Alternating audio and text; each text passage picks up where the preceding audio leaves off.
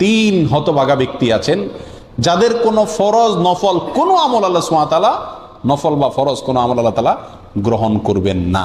কারা তারা?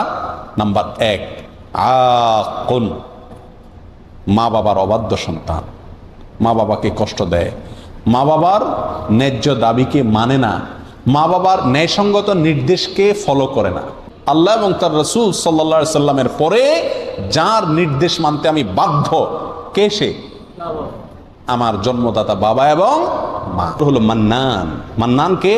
মান্নান হলো ওই ব্যক্তি যে ব্যক্তি দান করে খোটা দেয়, দান করে খোটা দেয়। আপনার সব শেষ, বরবাদ হয়ে গেল, আপনার আমল আল্লাহর কাছে কবুল হবে না।